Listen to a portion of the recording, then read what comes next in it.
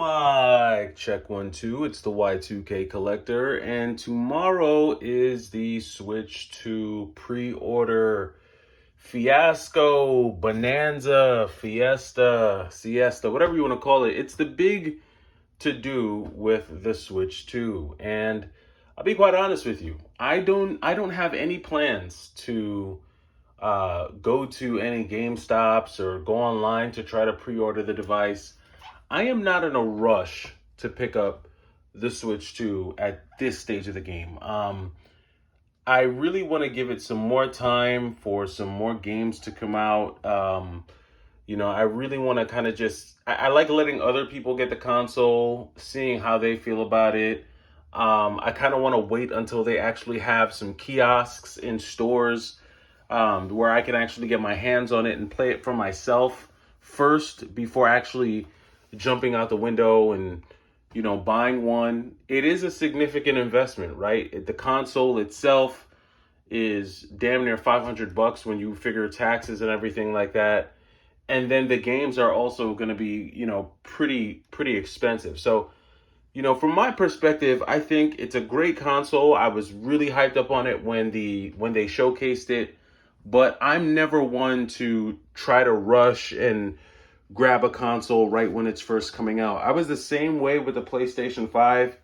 I actually didn't buy a PlayStation 5 until last year, like in October, when they released the PlayStation 5 30th Anniversary Edition. That actually wound up being my first PlayStation 5.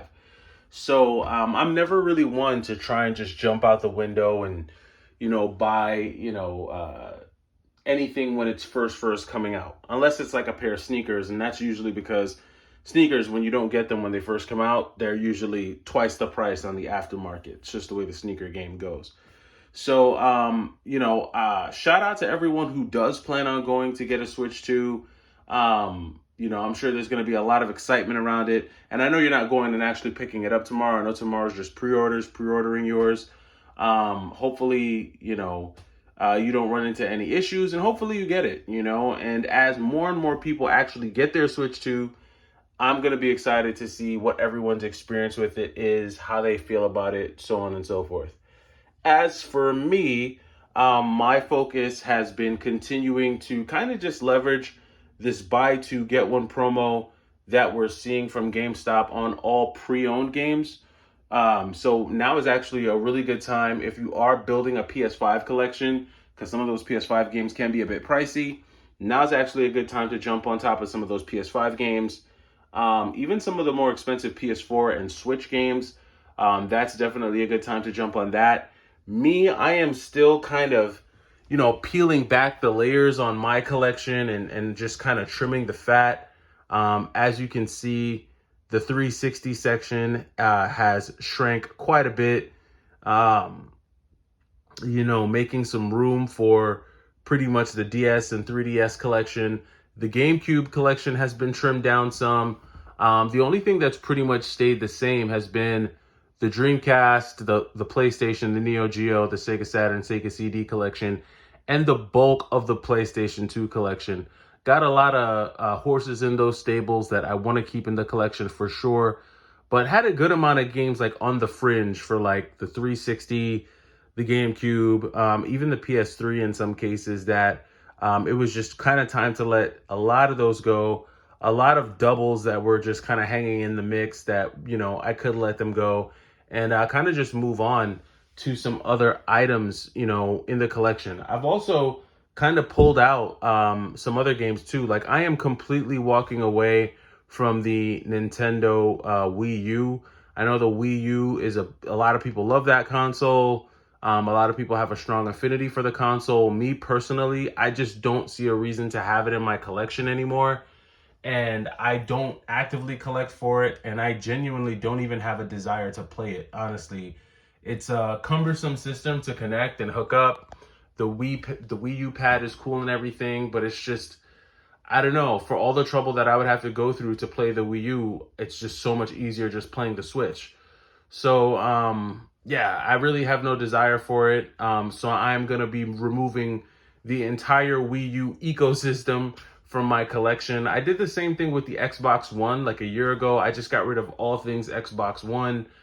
Just because I don't need it. I don't collect Xbox One games. I don't have a desire to. And so it was time to kind of move that out of my collection. And so it's the same thing with the Wii U, just don't really have a strong affinity for that, console anymore.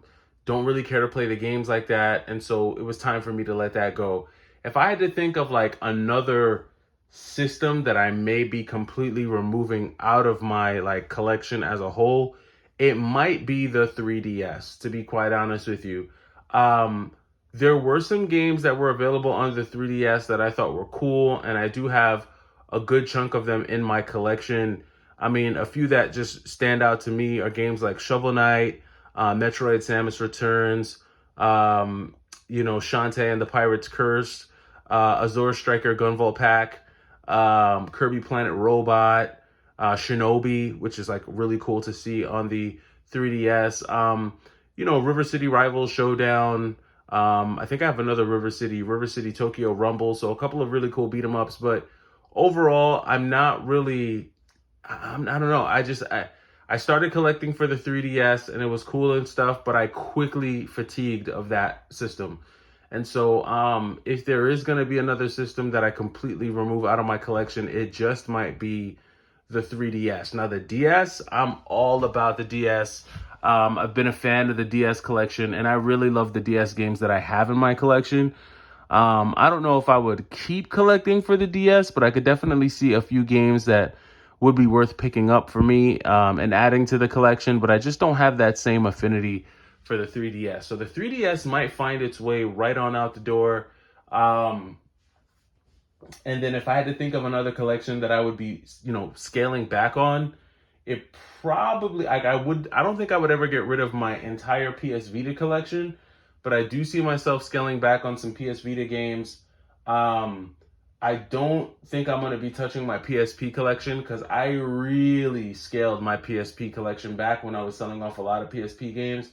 I got rid of a lot of PSP games. I mean, just so many of them are coming back to me. I used to have Crisis Core, Deadhead Fred, a bunch of like random hack and slash style games, a couple of RPGs that were pretty popular, but got rid of some of those.